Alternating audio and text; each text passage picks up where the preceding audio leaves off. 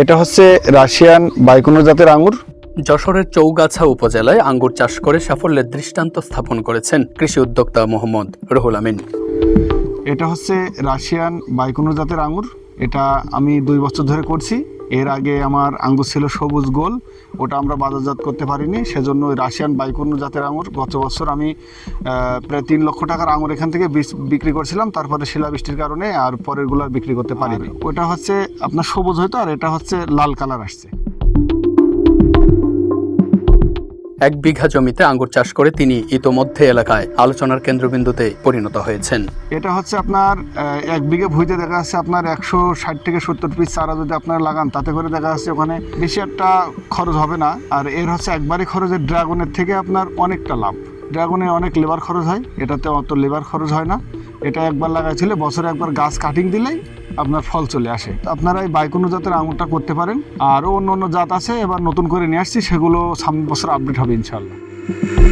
জানা গেছে 1 বিঘা জমিতে আঙ্গুর চাষ করতে তার মোট খরচ হয়েছে প্রায় 1,70,000 টাকা। তবে চলতি মৌসুমে তার উৎপাদিত আঙ্গুর বিক্রি করে প্রায় 4 লাখ টাকা আয় হবে বলে আশা প্রকাশ করছেন তিনি। এতে খরচ বাদ দিয়ে তার লাভ দাঁড়াতে পারে প্রায় 2,30,000 টাকা।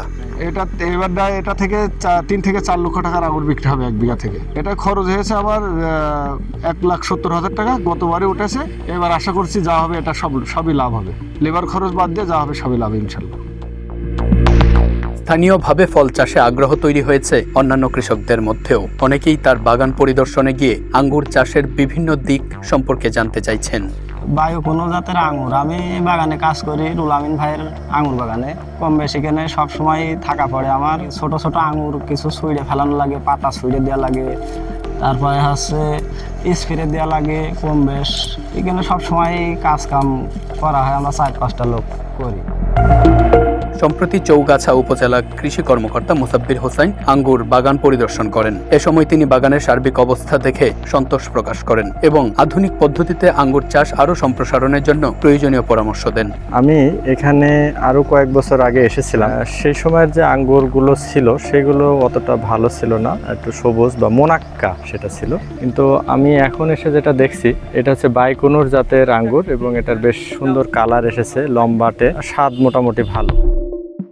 কৃষি কর্মকর্তা বলেন, আমাদের দেশের আবহাওয়া এখন অনেকটাই আঙ্গুর চাষের উপযোগী হয়ে উঠেছে। সঠিক পরিচর্যা ও প্রযুক্তি ব্যবহারের মাধ্যমে কৃষকরা লাভবান হতে পারবেন। আপনারা বাংলাদেশের যেখানে যে প্রান্তেই থাকুন না কেন, আপনারা কৃষি অফিসের যোগাযোগ করলে, উপজেলা কৃষি অফিসে উপসহকারী কৃষি অফিসারদের মাধ্যমে আপনারা সঠিক পরামর্শ পাবেন এবং সঠিক জাতের আঙ্গুর চাষ করতে পারবেন।